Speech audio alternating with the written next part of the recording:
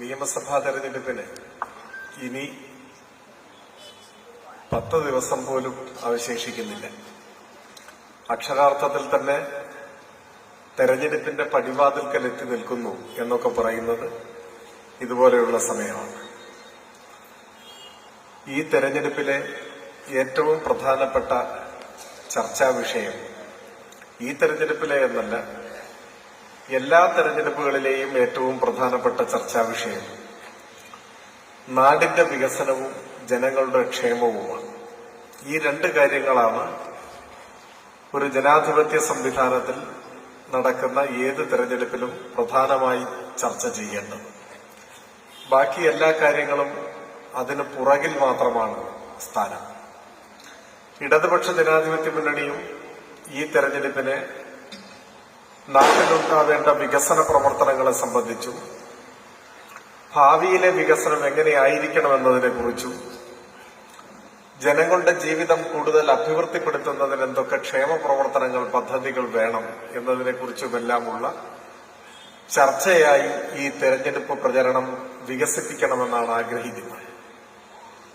എന്നാൽ നിർഭാഗ്യവശാൽ ഈ തെരഞ്ഞെടുപ്പിൽ നമുക്കെതിരായി മത്സരിക്കുന്നവരാരും നാടിന്റെ വികസനത്തെക്കുറിച്ചോ ജനങ്ങളുടെ ജീവിതത്തിൽ ഉണ്ടാവേണ്ട മാറ്റങ്ങളെക്കുറിച്ചോ ഒന്നുമുള്ള സങ്കല്പങ്ങൾ പങ്കുവയ്ക്കാനോ അത് സംബന്ധിച്ച് സംവാദങ്ങളിൽ ഏർപ്പെടാനോ തയ്യാറാവുന്നില്ല എന്നതാണ് ദുഃഖം. അവർ തെരഞ്ഞെടുപ്പിനെ അടിമുടി വിവാദത്തിൽ മുക്കിക്കൊല്ലാനാണ് ശ്രമിച്ചുകൊണ്ടിരിക്കുന്നത്. വിവാദങ്ങൾ കൊണ്ട് നാടിന് എന്ത് ഗുണമാണുള്ളത്, ജനങ്ങൾക്ക് എന്ത് നേട്ടമാണുള്ളത്?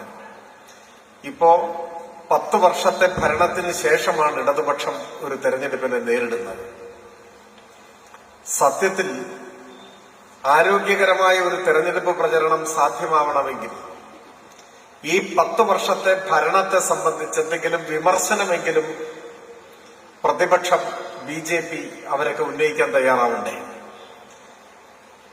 ഈ 10 വർഷത്തെ ഭരണത്തിന്റെ ഭാഗമായി എന്തെങ്കിലും കുറവുകൾ, പോരായ്മകൾ, വിമർശനങ്ങൾ അതെങ്കിലും ഉന്നയിക്കാൻ തയ്യാറാവണ്ടേ? സാധാരണഗതിയിൽ ഏതൊരു പ്രതിപക്ഷവും ചെയ്യുന്നതാണ്. എന്തുകൊണ്ടാണ് ഇവരതിന് തയ്യാറാവാത്തത്? കഴിഞ്ഞ 10 വർഷത്തെ ഭരണത്തെ വസ്തുതാപരമായി വിമർശിക്കാൻ മുന്നോട്ട് വന്നാൽ ആ ഭരണകാലയളവ് ചർച്ച ചെയ്യപ്പെടും.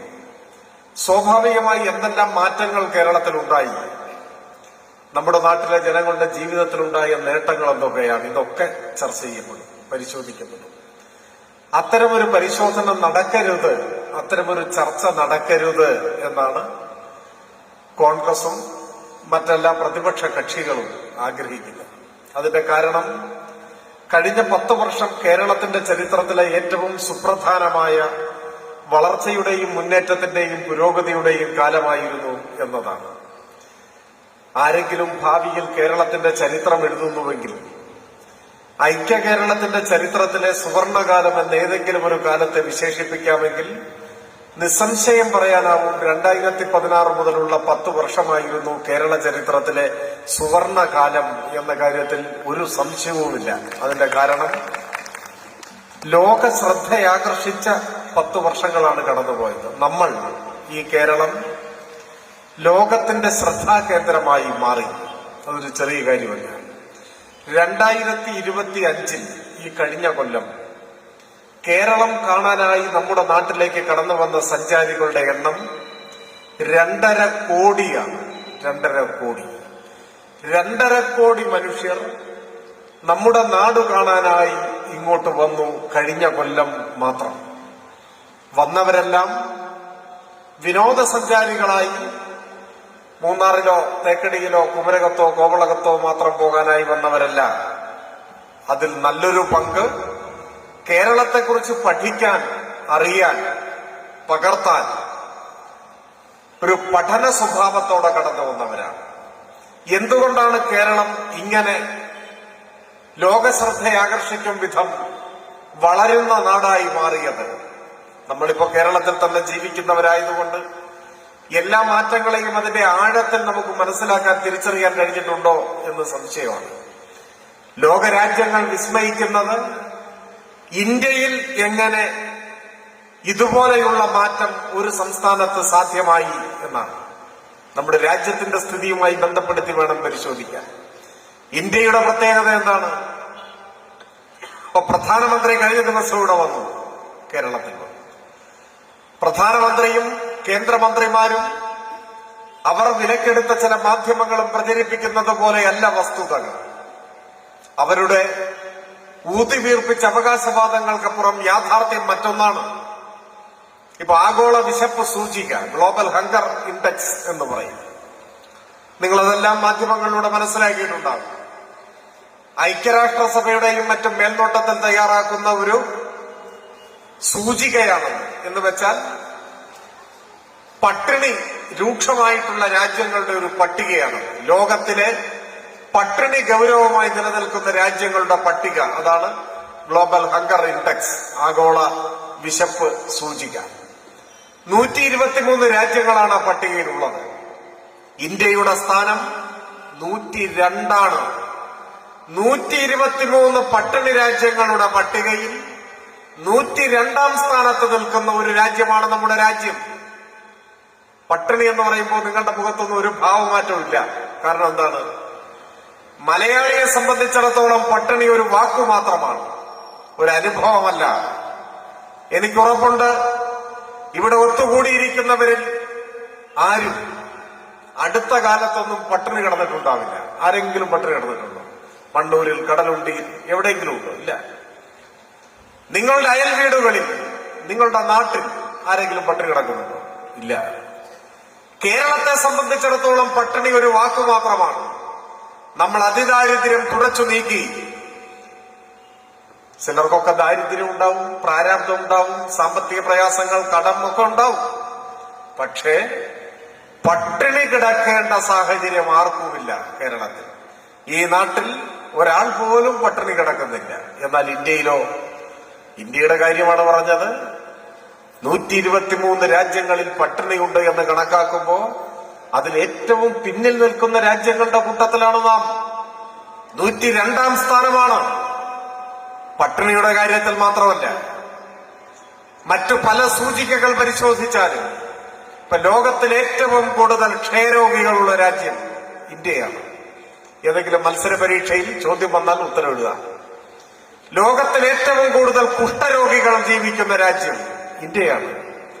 ലോകത്തിൽ ഏറ്റവും കൂടുതൽ ചേരികളിൽ ജീവിക്കുന്ന മനുഷ്യർ ഇന്ത്യയിലാണ്. ലക്ഷക്കണക്കിന് വരുന്ന മനുഷ്യർ ചേരികളിൽ ജീവിക്കുന്ന രാജ്യമാണ് നമ്മുടെ രാജ്യം. ഈ ദാരിദ്ര്യത്തിന്റെയും പട്ടിണിയുടെയും അരക്ഷിതാവസ്ഥയുടെയും അരാജകത്വത്തിന്റെയും നിലയില്ലാ കയങ്ങളിൽ മുങ്ങുന്ന ഒരു രാജ്യമാണ് നമ്മുടെ രാജ്യം ഇന്ത്യ. അപ്പോഴാണ് ആ ഇന്ത്യയുടെ തെക്കേ മൂലയിലെ ഒരു കൊച്ചു സംസ്ഥാനം കേരളം ലോകരാജ്യങ്ങളെ വിസ്മയിപ്പിക്കുന്ന വിധം വളരുന്നു. എല്ലാ രംഗങ്ങളിലും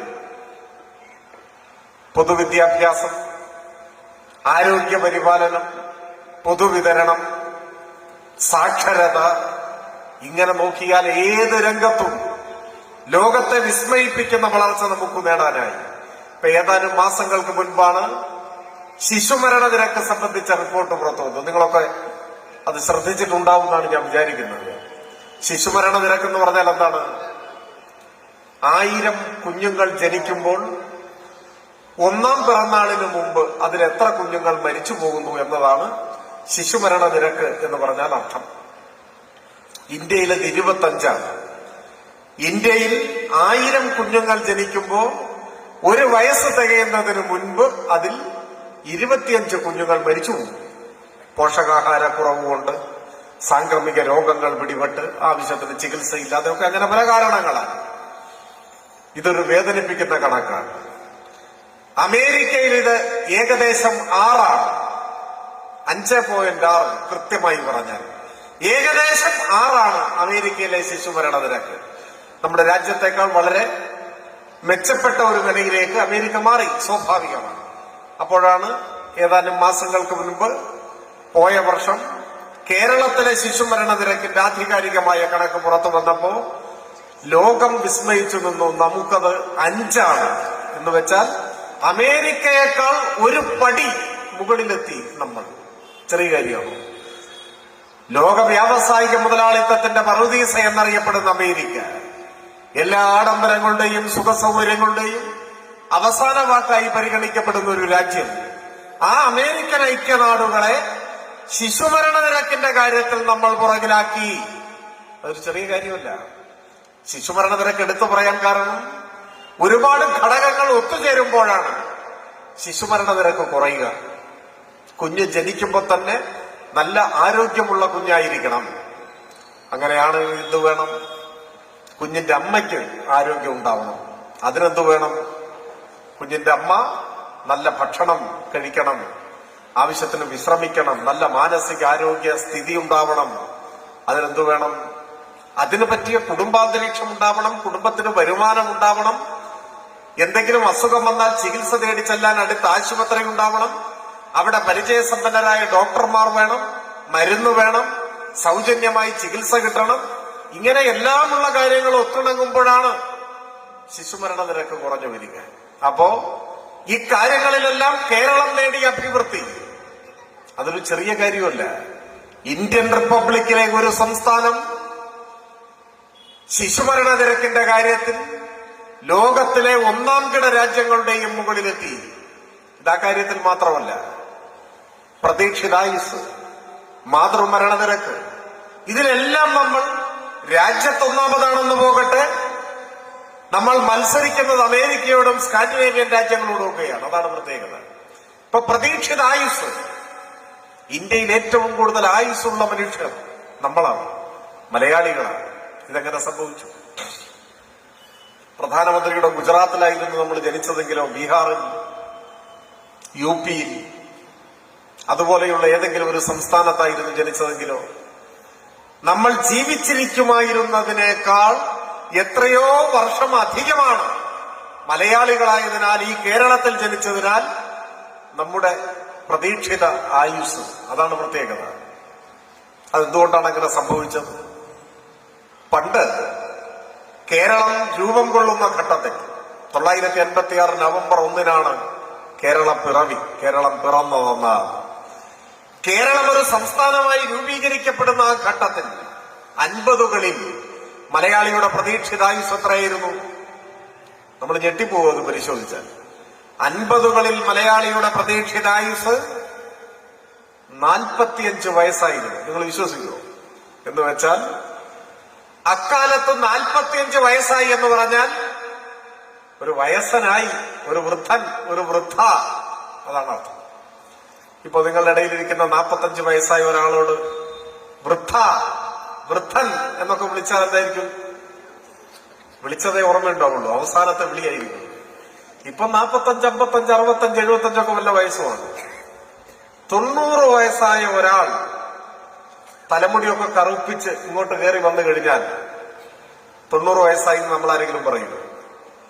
ഒരു ചെറുപ്പക്കാരൻ അല്ലെങ്കിൽ ഒരു ചെറുപ്പക്കാരി എന്നേ പറയും. എന്താ കാരണം? മനുഷ്യരുടെ പ്രായം ഇപ്പൊ മനസ്സിലാവണമെങ്കിൽ മുടി കറുത്തതാണോ വെളുത്തതാണോ എന്ന് നോക്കുക മാത്രമേ മാർഗമുള്ളൂ.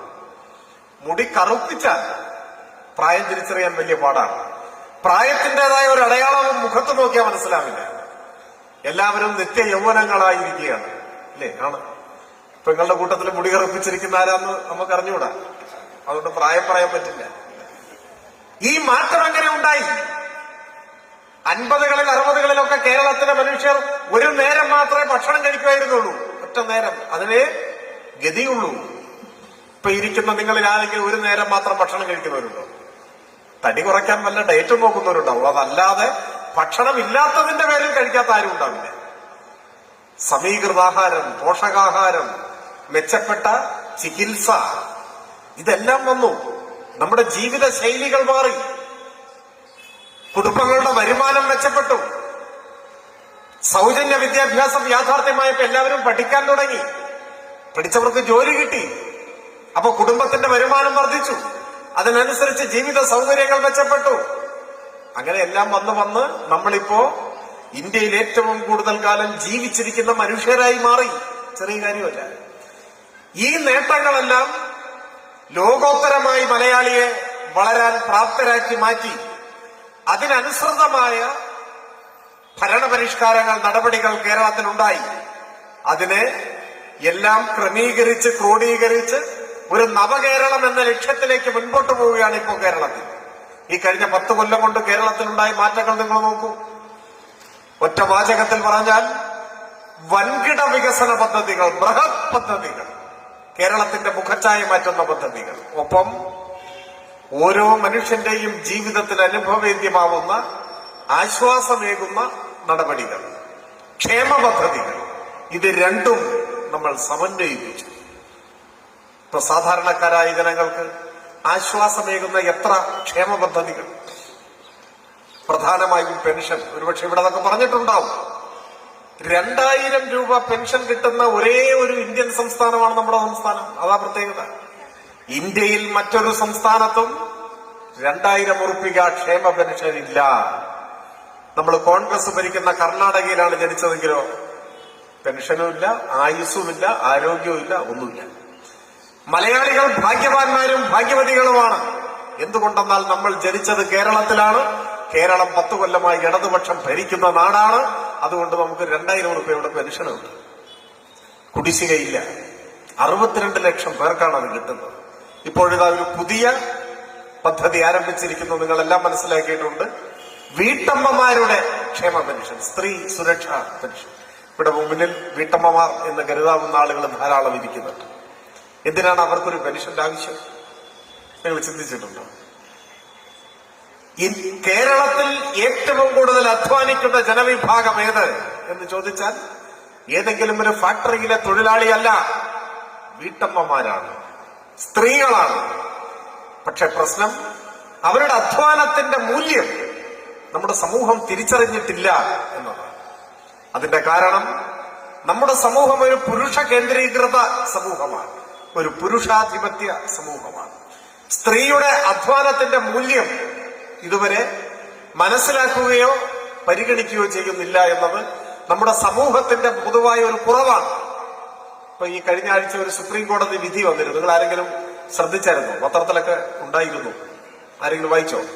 ഒരു സുപ്രീം കോടതി വിധി വായിച്ചെന്നോ ഇല്ലെന്നോ? സ്ത്രീകൾ വായിച്ചു എന്ന് പറയുന്നത്, പുരുഷന്മാർ അറിയാത്ത പോലെ ഇരിക്കുകയാണ്. എന്താണ് പ്രശ്നം? സുപ്രീം കോടതി വിധി വീട്ടുജോലി സ്ത്രീയുടെ മാത്രം ഉത്തരവാദിത്വമല്ല. അതാണ് സുപ്രീം കോടതി വിധി.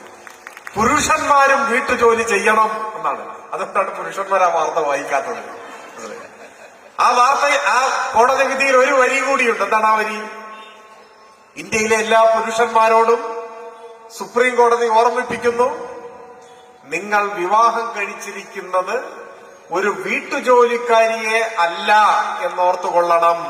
അതുകൊണ്ട് വീട്ടുജോലി പുരുഷനും ചെയ്യണം എന്നാണ് സുപ്രീം കോടതിയുടെ വിധി. ഞാൻ സാന്ദർഭികമായി അതിവിടെ പറഞ്ഞു എന്നേ ഉള്ളൂ. നമ്മുടെ വിഷയം അതല്ല. പറഞ്ഞു വന്നത് എന്താണ്?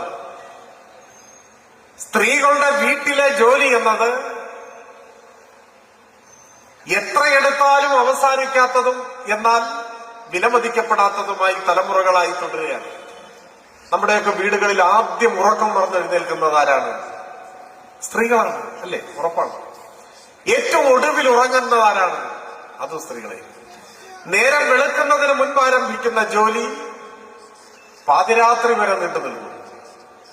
രാവിലെ ഉറക്കം മറന്നെഴുന്നേറ്റാൽ നാട്ടിൻപുറങ്ങളിൽ പ്രത്യേകിച്ചും വീടും മുറ്റവും ഒക്കെ അടിച്ചുവാരി തൂത്തുവാരി വൃത്തിയാക്കാത്ത ഏതെങ്കിലും വീട്ടമ്മയുണ്ടോ?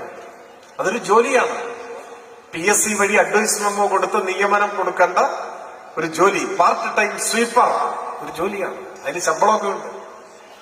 ഭക്ഷണം പാചകം ചെയ്യാത്ത ഏതെങ്കിലും ഒരു വീട്ടമ്മയുണ്ട്, അത് മറ്റൊരു ജോലിയാണ്. കുക്ക്, അതിന് ശമ്പള സ്കെയില് വേറെയാണ്. വസ്ത്രം അലക്കി വൃത്തിയാക്കാത്ത വീട്ടമ്മമാരില്ലല്ലോ, അത് മറ്റൊരു PSC ജോലിയാണ്. ഡോബി, സ്കൂളിലും മറ്റുമൊക്കെ പഠിക്കുന്ന കുട്ടികളുണ്ടെങ്കിൽ അവരെ പഠന കാര്യങ്ങളിൽ സഹായിക്കുന്നത് മിക്ക വീടുകളിലും വീട്ടമ്മമാർ തന്നെയാണ്. അപ്പൊ ഒരു ട്യൂട്ടറുടെ ജോലി അവിടെ വരും. ഒരാൾ കിടപ്പ് രോഗിയായി മാറി വീട്ടിൽ ഒരംഗം, ആരാണ് ശുശ്രൂഷിക്കുക? ആ ചുമതലയും അധികവും കടന്നു വരിക സ്ത്രീയിലേക്ക് തന്നെയാണ്. അപ്പൊ ഒരു നഴ്സിന്റെയോ ഹോം നഴ്സിന്റെയോ ഒക്കെ ജോലി അവിടെ വരും. നിങ്ങൾ നോക്കൂ, ഒരുപാട് ജോലി ഒരേ സമയം ചെയ്തു തീർക്കേണ്ട ഒരാളായി വീട്ടമ്മ മാറുകയാണ്. എന്നാൽ അതൊന്നും ഒരു ജോലിയായി നമ്മുടെ സമൂഹം പരിഗണിക്കുന്നില്ല. ഈ ജോലി ചെയ്യുന്ന സ്ത്രീകൾ തന്നെയും ഈ പുരുഷാധിപത്യ സമൂഹത്തിൽ ജീവിക്കുന്നവരായതുകൊണ്ട് തങ്ങൾ ചെയ്യുന്ന അധ്വാനത്തിന്റെ മൂല്യം എത്ര വലുതാണ് എന്ന് അവരും ചിലപ്പോൾ മനസ്സിലാക്കിയെന്ന് വരില്ല. പലപ്പോഴും സ്ത്രീകളൊക്കെ പരിചയപ്പെടുമ്പോൾ നമ്മൾ എന്ത് ചെയ്യുന്നു എന്ന് ചോദിച്ചാൽ പലരും പറയും, ജോലിയൊന്നുമില്ല സഖാവേ, ഹൗസ് വൈഫാണ്. ഹൗസ് വൈഫ് ഉദ്ദേശിക്കുന്നത് ശമ്പളം കിട്ടുന്ന ജോലിയൊന്നും ഇല്ല എന്നാണ്. അതുകൊണ്ടാണ് ജോലിയൊന്നും ഇല്ല എന്ന് പറയുന്നത്, അല്ലാതെ വെറുതെ ഇരിക്കുന്ന ആളല്ല. പക്ഷെ ഇത് സ്ത്രീകൾ മാത്രം പറയുന്ന മറുപടിയാണ്. പുരുഷന്മാരോട് ചോദിച്ചാൽ സർക്കാർ ജോലിയില്ലാത്ത ഏതെങ്കിലും പുരുഷൻ പറയുമോ, ജോലിയൊന്നുമില്ല സഖാവേ, ഞാൻ ഹൗസ് ഹസ്ബൻഡാണ് എന്ന് പറയും. അങ്ങനെ ഒരു വാക്കില്ല. ഹൗസ് വൈഫേ ഉള്ളൂ, വീട്ടമ്മയേ ഉള്ളൂ, വീട്ടച്ഛൻ ഇല്ല. അങ്ങനെ ഒരു വാക്കുണ്ടോ? ഇല്ല. അതുകൊണ്ടാണ് ഇല്ലാത്തത്. ജോലി ഇല്ലെങ്കിലും വീട്ടച്ഛൻ എന്ന് പറയില്ല. അതാണ് നമ്മുടെ സമൂഹം പുരുഷാധിപത്യ സമൂഹമാണെന്ന് പറയുന്നത്. പുരുഷാധിപത്യ സമൂഹത്തിന്റെ ഭാഷാപരമായ ഒരു സ്ത്രീ വിരുദ്ധതയാണ് ഇത്തരം വാക്കുകളുടെ ആവിർഭാവം. അതാണ് വസ്തുത. അപ്പൊ പറഞ്ഞു വന്നത്, ചരിത്രത്തിലാദ്യമായി വീടുകളെ നിലനിർത്തുന്ന, കുടുംബാംഗങ്ങൾക്ക് വേണ്ടി ജീവിതം സമർപ്പിക്കുന്ന കേരളത്തിലെ ഏറ്റവും വലിയ അധ്വാന ശക്തിയായ വീട്ടമ്മമാരുടെ അധ്വാനത്തിന് ചരിത്രത്തിലാദ്യമായി ഇടതുപക്ഷ ജനാധിപത്യ മുന്നണിയുടെ ഗവൺമെന്റ് മൂല്യം കൽപ്പിക്കുന്നു, വിലമതിക്കുന്നു. സർക്കാർ ഖജനാവിൽ നിന്നുമുള്ള ഒരു പാരിതോഷികത്തിന് അവർ അർഹരാണ് എന്ന് തീരുമാനിക്കുന്നു. അങ്ങനെ ആവിഷ്കരിച്ച പദ്ധതിയാണ് സ്ത്രീ സുരക്ഷാ പെൻഷൻ. ഇന്ത്യയിൽ ആദ്യമായി കേരളത്തിലെ വീട്ടമ്മമാർ സർക്കാർ ഖജനാവിൽ നിന്നും സാമ്പത്തിക ആനുകൂല്യം കൈപ്പറ്റുന്നവരായി മാറി. നിങ്ങളൊക്കെ പെൻഷൻ അപേക്ഷ കൊടുത്തോ? പെൻഷൻ കിട്ടുന്നവരില്ലേ ഈ കൂട്ടത്തിൽ? ഉണ്ടോ? അപേക്ഷിച്ചിട്ടില്ലെങ്കിൽ എത്രയും പെട്ടെന്ന് അപേക്ഷിക്കുക. ഇപ്പോ അപേക്ഷിച്ചവരുടെ അപേക്ഷയെല്ലാം സ്വീകരിച്ചു. ഞാൻ കഴിഞ്ഞ ദിവസം കൊച്ചിയിൽ ഒരു യോഗത്തിൽ പ്രസംഗിച്ചപ്പോ പറഞ്ഞു, ആദ്യ ഗഡു അക്കൗണ്ടിലെത്തി എന്ന് പറഞ്ഞപ്പോ ഒരു വീട്ടമ്മ എഴുന്നേറ്റെന്ന് പറഞ്ഞു, ഒരു ഗഡു അല്ല 2 ഗഡു എത്തി. ഇപ്പൊ 2 ഗഡു എത്തി. 2 മാസം. 35 വയസ്സായവർക്ക് അപേക്ഷിക്കാം. അപ്പോ 35 വയസ്സായ വീട്ടമ്മമാർ ഈ പദ്ധതിയുടെ ഭാഗമായി ഇനിയും ചേരാനുള്ള അവസരമുണ്ട്. അപേക്ഷിക്കുക. അത് ഇന്ത്യക്ക് വഴികാട്ടുന്ന മഹത്തായ ഒരു ക്ഷേമ പദ്ധതിയാണ്. അഭ്യസ്തവിദ്യരായ യുവതി യുവാക്കൾക്ക് പ്രതിമാസ സ്റ്റൈപ്പൻഡ്, ജോലി കിട്ടുന്നത് വരെ സർക്കാർ ഖജനാവിൽ നിന്നും മാസം 1000 ഉറുപ്പിക പ്രതിമാസ സ്റ്റൈപ്പൻഡ്. അതും ഇന്ത്യയിൽ ആദ്യത്തെ സംഭവമാണ്. ഇതെല്ലാം ഇടതുപക്ഷ ജനാധിപത്യ മുന്നണിയുടെ സംഭാവനയാണ്. മറ്റൊരു സംസ്ഥാനത്തും ഇത്തരത്തിലുള്ള ഒരു പ്രവർത്തനവും നമുക്ക് കാണാൻ സാധിക്കില്ല എന്നതാണ് വസ്തുത. LDF അല്ല കേരളം ഭരിച്ചിരുന്നതെങ്കിലോ ക്ഷേമ പെൻഷനും ഇല്ല, വീട്ടമ്മമാരുടെ പെൻഷനും ഇല്ല, യുവജനങ്ങളുടെ സ്റ്റൈപ്പൻഡും ഇല്ല, ഇതൊന്നുമില്ല. ഇതാണ് സ്ഥിതി. 5 ലക്ഷം കുടുംബങ്ങൾക്ക് സ്വന്തമായി വീടായി. ഒരു കുടുംബത്തിൽ 4 പേരുണ്ടെന്ന് കണക്കാക്കിയാൽ 20 ലക്ഷം മനുഷ്യർ. 20 ലക്ഷം മനുഷ്യർക്ക് സ്വന്തം വീട് എന്ന സ്വപ്നം സഫലമായി. അതാണ് മാറ്റം. നമ്മുടെ രാജ്യത്തിന്റെ സ്ഥിതിയുമായി താരതമ്യപ്പെടുത്തണം. ഇപ്പോ നിസ്സാര ഒരു കാര്യം, കഴിഞ്ഞ 10 വർഷത്തിനിടയിൽ ഇന്ത്യയിൽ 90,000 സർക്കാർ സ്കൂളുകൾ അടച്ചു പൂട്ടി എന്ന് പറഞ്ഞാൽ നിങ്ങൾ വിശ്വസിക്കൂ? വിശ്വസിച്ചേ പറ്റൂ. അതാണ് സത്യം. 10 വർഷത്തിനിടെ 90,000 സ്കൂളുകൾ ഇന്ത്യയിൽ പൂട്ടി. കേരളത്തിലോ ഒരൊറ്റ പള്ളിക്കൂടം അടച്ചു പൂട്ടിയിട്ടില്ല. അതാണ് കേരളത്തിന്റെ പ്രത്യേകത. തൊട്ടടുത്ത കർണാടകയിൽ കോൺഗ്രസ് ഭരിക്കുന്നു. 5 വർഷത്തിനിടയിൽ 3457 സ്കൂളുകൾ കർണാടകയിൽ അടച്ചുപൂട്ടി. കേരളത്തിൽ അടച്ചുപൂട്ടുന്നില്ല. ഉമ്മൻചാണ്ടി മുഖ്യമന്ത്രിയായിരുന്നപ്പോ 2016 അധികാരമൊഴിയുന്നതിന് തൊട്ടു മുൻപ് തയ്യാറാക്കിയ പൊതുവിദ്യാഭ്യാസം സംബന്ധിച്ച റിപ്പോർട്ടിലെ ഏറ്റവും പ്രധാനപ്പെട്ട ശുപാർശ കേരളത്തിലെ 40% ഗവൺമെന്റ് സ്കൂളുകൾ അടിയന്തരമായി പൂട്ടണം എന്നാണ്. എന്തിന്? ചെലവ് ചുരുക്കാൻ. ലാഭകരമല്ല. ഒരു ക്ലാസ്സിൽ നിശ്ചിത എണ്ണം കുട്ടികളില്ലെങ്കിൽ ആ ക്ലാസ് വേണ്ട, പൂട്ടണം. നമ്മുടെ നയമെന്താ? ലാഭനഷ്ടങ്ങളുടെ അടിസ്ഥാനത്തിൽ വിദ്യാഭ്യാസത്തെ പരിഗണിക്കരുത്. അതൊരു ബിസിനസ് അല്ല, കച്ചവടമല്ല. സ്കൂളിലേക്ക് പോകുന്ന ഒരു കുട്ടിയോട് തിരിച്ചു വരുമ്പോ ഇന്ന് എത്ര കിട്ടി എന്ന് ചോദിക്കൂ. ഇത് ലാഭനഷ്ടങ്ങളുടെ അടിസ്ഥാനത്തിൽ പരിഗണിക്കാൻ കഴിയുന്ന ഒരു സാമ്പത്തിക ഇടപാടല്ല. കുട്ടികൾ നാളത്തെ പൗരന്മാരാണ്. നാളത്തെ നമ്മുടെ ലോകത്തെ നയിക്കേണ്ടത് അവരാണ്. ഇന്ന് ക്ലാസ് മുറികളിലിരിക്കുന്ന കുട്ടികൾ നാളെ ഈ സമൂഹത്തിൽ ആരൊക്കെയായി മാറും എന്നിപ്പോ പറയാൻ പറ്റില്ല. ഏതൊക്കെ ഉയരങ്ങളിൽ അവരെത്തും. ആ ഘട്ടത്തിൽ അവർ സമൂഹത്തിന് നൽകുന്ന സംഭാവന ഇതൊക്കെ വിലമതിക്കാൻ പറ്റുമോ? ഇല്ല. അതുകൊണ്ട് കുഞ്ഞുങ്ങളുടെ വിദ്യാഭ്യാസം ലാഭനഷ്ടങ്ങൾ അനുസരിച്ച് പരിഗണിക്കരുത്. ഒരൊറ്റ കുട്ടിയാണെങ്കിലും ആ കുട്ടിയെ പഠിപ്പിക്കണം. അതാണ് LDFന്റെ നിലപാട്. അതിന്റെ ഭാഗമായി നമ്മളൊരൊറ്റ സ്കൂളും പൂട്ടിയില്ല. ഇന്ത്യ മുഴുവൻ സ്കൂൾ പൂട്ടുകയാണ്, നമ്മൾ പൂട്ടുന്നില്ല. ഇത് ഏതുവരെയാണ്? ഏതെങ്കിലും ഒരു സന്ദർഭത്തിൽ കേരളത്തിൽ UDF അധികാരത്തിൽ വന്നാൽ അന്ന് ആരംഭിക്കും അടച്ചുപൂട്ടാൻ. ഒരു സ്കൂൾ പൂട്ടിയാൽ ആ സ്കൂളിൽ പഠിക്കുന്ന കുട്ടികൾ എന്ത് ചെയ്യും? അവരുടെ രക്ഷിതാക്കൾ എന്ത് ചെയ്യും? എത്ര കിലോമീറ്റർ യാത്ര ചെയ്താലായിരിക്കും അടുത്തൊരു സ്കൂളിൽ എത്തുക? പറയാൻ കഴിയില്ല. കാരണം പകുതി സ്കൂൾ പൂട്ടണമെന്നാണ് കണക്കാക്കുന്നത്. കുറെ കുട്ടികളുടെ പഠനം അതോടുകൂടി അവസാനിച്ചു. അപ്പൊ ഇത്തരത്തിലുള്ള അരാജകത്വത്തിലേക്കാണ് നമ്മുടെ നാടിനെ നയിക്കാൻ കോൺഗ്രസ് നേതൃത്വം എല്ലാ കാലവും ശ്രമിച്ചിട്ടുള്ളത്. അവർ കേവല ലാഭനഷ്ടങ്ങളുടെ അടിസ്ഥാനത്തിൽ മാത്രമാണ് എല്ലാ ഭരണ നടപടികളെയും വിലയിരുത്തുന്നത് എന്ന് നാം കാണണം. അതുപോലെ ഇപ്പൊ അഭ്യസ്തവിദ്യരായ യുവതി യുവാക്കൾ അവരുടെ ഏറ്റവും വലിയ സ്വപ്നം ഒരു സർക്കാർ ജോലിയാണ്. ഇപ്പൊ സർക്കാർ ജോലിക്ക് കാത്തിരിക്കാതെ തന്നെ സമർത്ഥരായ കുട്ടികൾ അവരുടെ അഭിരുചിക്കും കഴിവിനും അനുസരിച്ചുള്ള മേഖലകൾ കണ്ടെത്തി അതിൽ വ്യാപരിക്കുന്നുണ്ട്. അത് മറ്റൊരു കാര്യം. എങ്കിലും ഏതൊരു സർക്കാരിന്റെയും പ്രധാനപ്പെട്ട ഒരു ഉത്തരവാദിത്വമാണ് എന്ത്? യുവജനങ്ങൾക്ക് പരമാവധി സർക്കാർ ജോലി കൊടുക്കണം.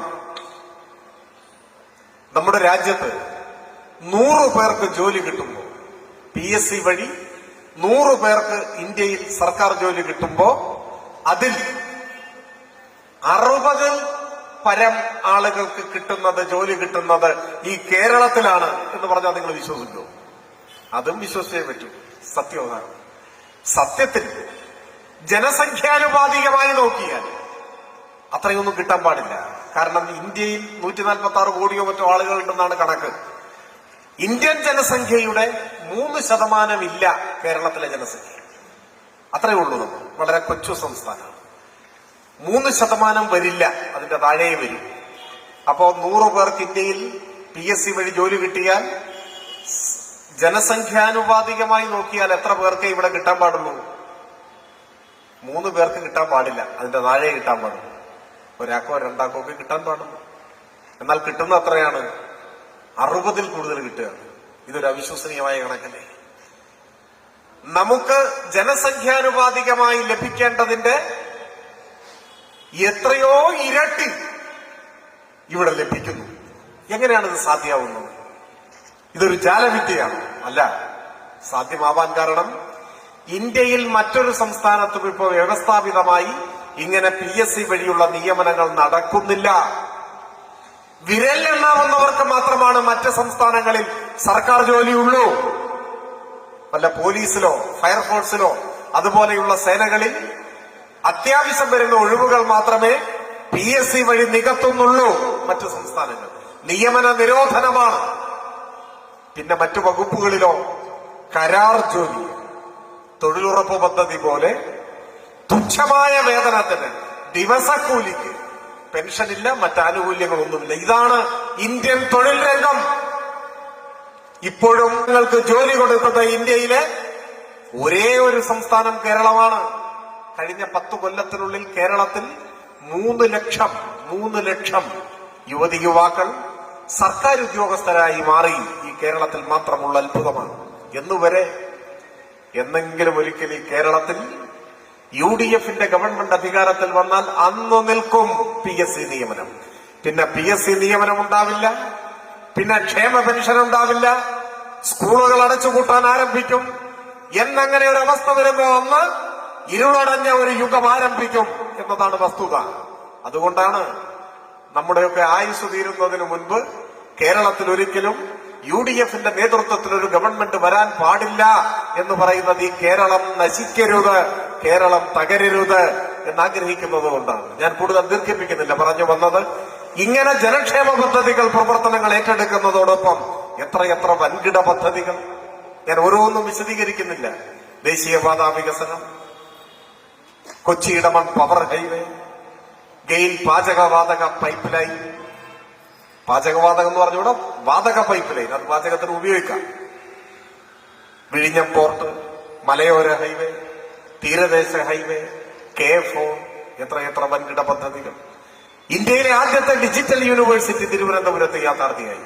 ഡൽഹിയിലല്ല, ബോംബെയിലല്ല, തിരുവനന്തപുരത്ത്. കേരളത്തിലെ ആദ്യത്തെ ഓപ്പൺ യൂണിവേഴ്സിറ്റി കൊല്ലത്ത് ശ്രീനാരായണ ഗുരുവിന്റെ പേരിൽ.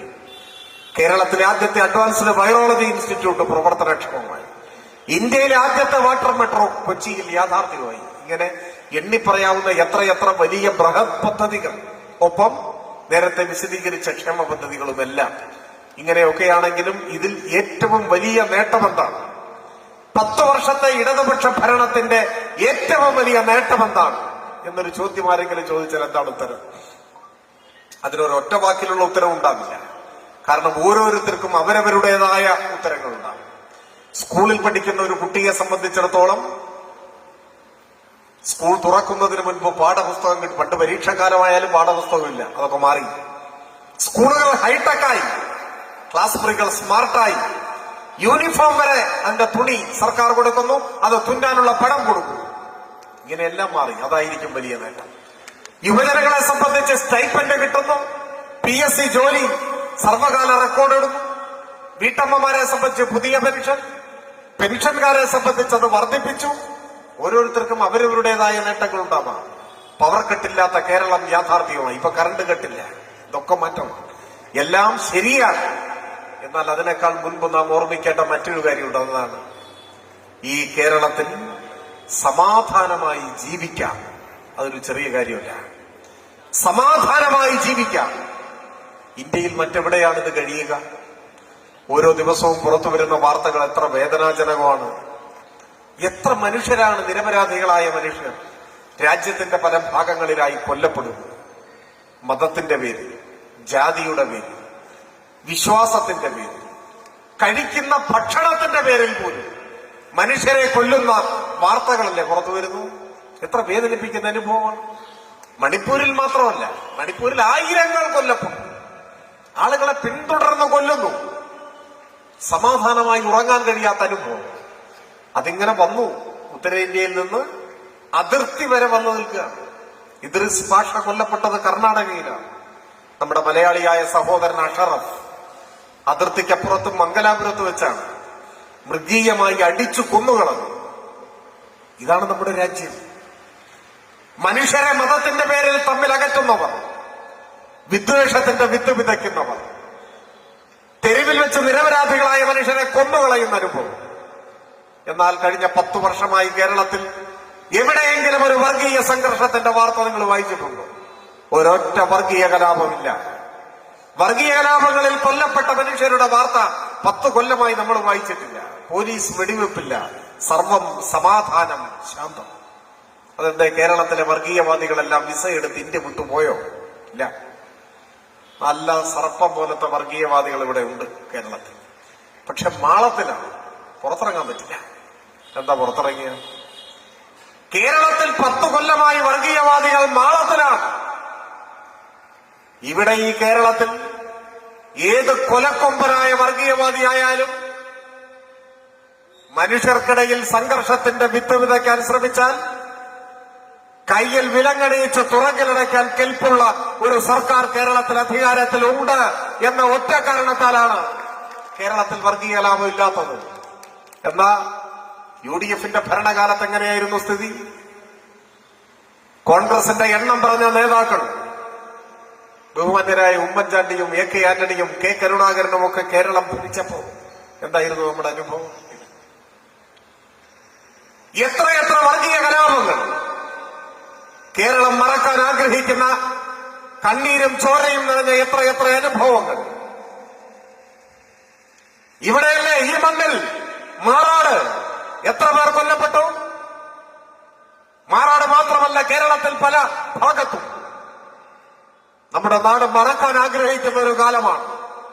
ഞാനത് വിശദമായി പറഞ്ഞ് നമ്മുടെ സമാധാനം കളയണമെന്ന് ആഗ്രഹിക്കുന്നില്ല. നാടാകെ ഇനി ഒരിക്കലും ആവർത്തിക്കരുതെന്ന് ആഗ്രഹിക്കുന്ന ഒരു നശിച്ച കാലത്തിന്റെ ഓർമ്മയാണ്. പക്ഷേ അങ്ങനെയൊരു കാലമുണ്ടായിരുന്നു കേരളത്തിൽ എന്നാരും മറന്നുപോകരുത്. കാലം മറക്കാം, പക്ഷെ അങ്ങനെ ഒരു കാലമുണ്ടായിരുന്നു. വർഗീയ കലാപങ്ങളുടെ കാലം. നിരപരാധികളായ മനുഷ്യർ ഈയമ്പാറ്റകളെ പോലെ തെരുവിൽ വീണ് മരിച്ചൊരു കാലം. കൊല്ലപ്പെടുമോ എന്ന് ഭയന്ന് നിമിഷങ്ങൾ തള്ളി നീക്കിയ നിസ്സഹായരായ മനുഷ്യരുടെ അസ്വസ്ഥതകളുടെയും വേദനകളുടെയും ഒരു കാലം ഇവിടെ ഉണ്ടായിരുന്നില്ലേ? അന്നൊരിക്കലാണ് പാലക്കാട് നഗരത്തിൽ പട്ടാപ്പകൽ 10 വയസ്സ് മാത്രം പ്രായമുള്ള ഒരു പിഞ്ചു പെൺകുട്ടിയെ പോലീസ് വെടിവെച്ചു കൊന്നു. ആ കുഞ്ഞിന്റെ പേര് ഇപ്പോഴും എനിക്ക് ഓർമ്മയുണ്ട്, സിറാജുന്നീസ. ഓർക്കുന്നില്ലേ? സിറാജുന്നീസ എന്ന 5ാം ക്ലാസ്സിൽ പഠിക്കുന്ന ഒരു പിഞ്ചു പെൺകുഞ്ഞിനെ പാലക്കാട്ട് നഗരത്തിലാണ് കേരളത്തിന്റെ പോലീസ് വെടിവെച്ചു കൊന്നത്. എന്തിന്? വർഗീയ സംഘർഷങ്ങളും കലാപങ്ങളും അസ്വസ്ഥതകളും ഉണ്ടായാൽ അങ്ങനെയാണ്. പോലീസ് വെടിവെപ്പുണ്ടായാൽ അതിൽ നിരപരാധിയാണോ, മുതിർന്നയാളാണോ, കുഞ്ഞാണോ, ആരാണ് കൊല്ലപ്പെടുകയെന്ന് ആർക്ക് പറയാനാവും? ആ കുഞ്ഞെന്ത് തെറ്റ് ചെയ്തു? ഇതായിരുന്നു കേരളം. 10 കൊല്ലം കൊണ്ട് നാടാകെ സമാധാനമായപ്പോ പഴയകാലം പാടെ മറന്നുകൂടാ. മനുഷ്യന്റെ മനസമാധാനത്തോടെ കിടന്നുറങ്ങാൻ പറ്റാത്ത ഒരു കാലമുണ്ടായിരുന്നു. ഈ ബേപ്പൂരിന്റെ മണ്ണിൽ എത്ര അഭയാർത്ഥി ക്യാമ്പുണ്ടായിരുന്നു, എന്തൊരു അരക്ഷിതാവസ്ഥയായിരുന്നു. മനസമാധാനത്തോടെ തെരുവിലിറങ്ങി നടക്കാൻ കഴിയാത്ത, സമാധാനമായി വീട്ടിൽ കിടന്നുറങ്ങാൻ കഴിയാത്ത ഒരു കാലം. ആര് എപ്പോൾ കൊല്ലപ്പെടുമെന്ന് പറയാനാവാത്തൊരു കാലം. ആ കാലം മാറിയില്ലേ? എങ്ങനെയാ മാറിയത്?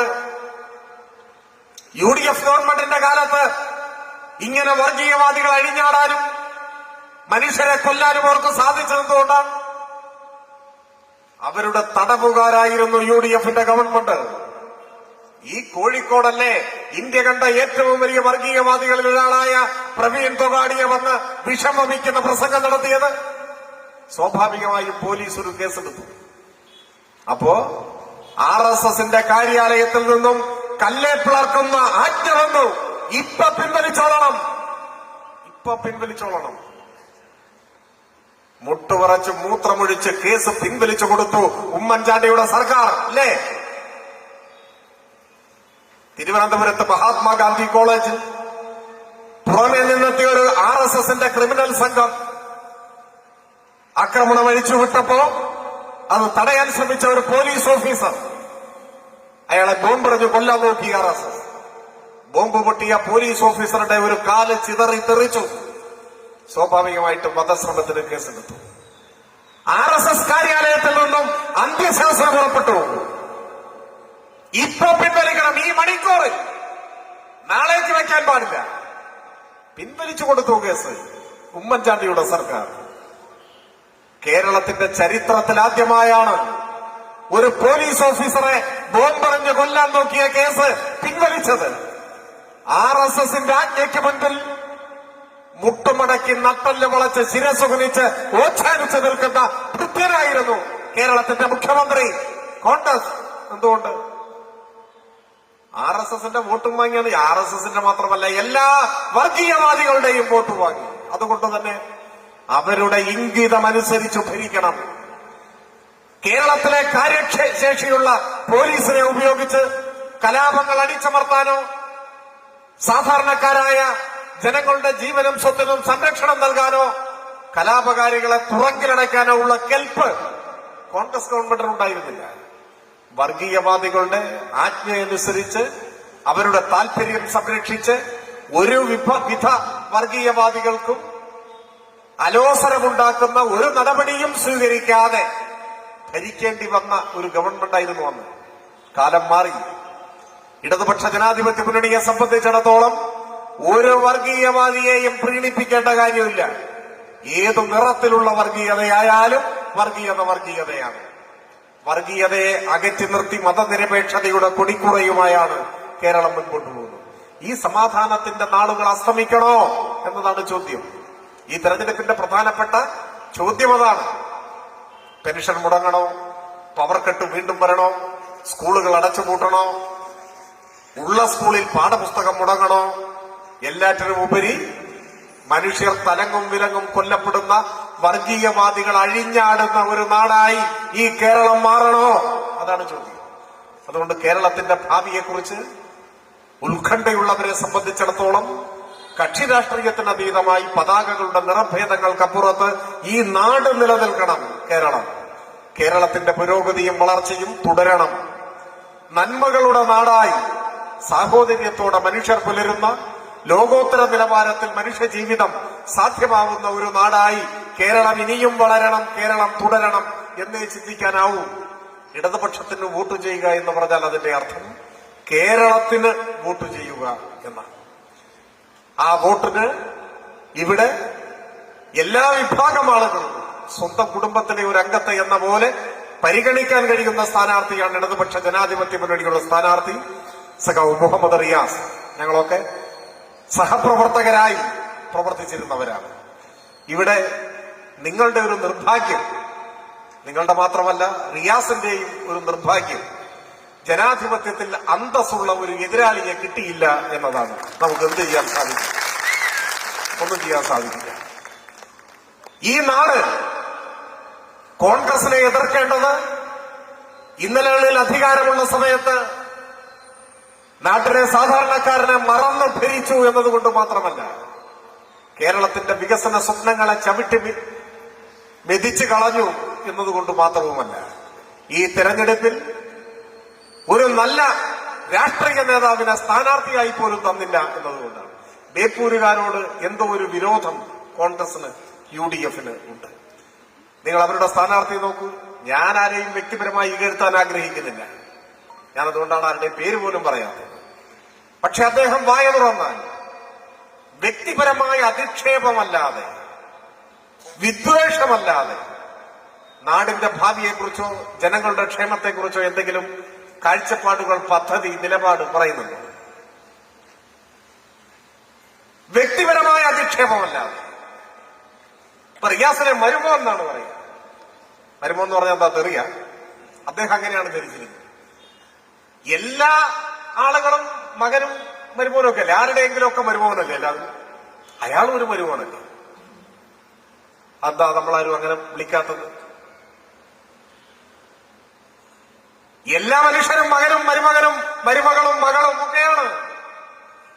നിങ്ങൾക്ക് ഈ നാടിന്റെ മുൻപാകെ വയ്ക്കാനുള്ളത് വ്യക്തി അധിക്ഷേപമാണെങ്കിൽ, വ്യക്തിപരമായ പകയാണെങ്കിൽ, ആ ശത്രുതയ്ക്കും പകയ്ക്കും രാഷ്ട്രീയത്തിൽ എന്ത് സ്ഥാനം? ഈ നാട്ടിൽ ഓരോ പൊതുപ്രവർത്തകന്റെയും ഉത്തരവാദിത്വം ആ നാട്ടിലെ ജനങ്ങളുടെ ജീവിതത്തിൽ എന്തൊക്കെ അഭിവൃദ്ധി ഉണ്ടാക്കാൻ കഴിയുന്ന പ്രവർത്തനങ്ങൾ ഏറ്റെടുക്കാനാവും, നാട്ടിൽ എന്തൊക്കെ വികസനം സാധ്യമാക്കും, അത് സംബന്ധിച്ചല്ലേ കാര്യങ്ങൾ ചർച്ച ചെയ്യേണ്ടത്, പറയേണ്ടത്. അതിനു പകരം നിരന്തരം ഇങ്ങനെ അധിക്ഷേപം പറഞ്ഞുകൊണ്ടിരിക്കുക, വിദ്വേഷം പറഞ്ഞുകൊണ്ടിരിക്കുക. മനുഷ്യന്റെ മനസ്സ് വളരുന്നതിനനുസരിച്ച് അവൻ കൂടുതൽ സംസ്കാര ചിത്തനായി മാറുമെന്നാണ്. അപ്പോഴാണ് നാടിനെയും ജനങ്ങളെയും കുറിച്ച് ചിന്തിക്കാനാവുക. മുഹമ്മദ് റിയാസിനെ സംബന്ധിച്ചിടത്തോളം വിദ്യാർത്ഥി യുവജന സംഘടനാ പ്രവർത്തകനായി അതിന്റെ നേതാവായി വളർന്നു വന്ന് കേരളത്തിലെ പൊതുമരാമത്തിന്, ടൂറിസം രംഗങ്ങളിൽ മഹത്തായ വളർച്ചയ്ക്ക് നേതൃത്വം കൊടുത്തൊരു മന്ത്രിയാണ്. അപ്പൊ നിങ്ങൾ നോക്കൂ, കേരളത്തിലെ റോഡുകൾ മുൻപെന്തായിരുന്നു സ്ഥിതി? 10 കൊല്ലം മുമ്പ് കേരളത്തിലെ റോഡുകളുടെ സ്ഥിതിയാണ്. എല്ലാ റോഡിലും വലിയ ഗർത്തങ്ങൾ, കുഴികൾ, അല്ലേ? അങ്ങനൊരു കാലം ഉണ്ടായിരുന്നു.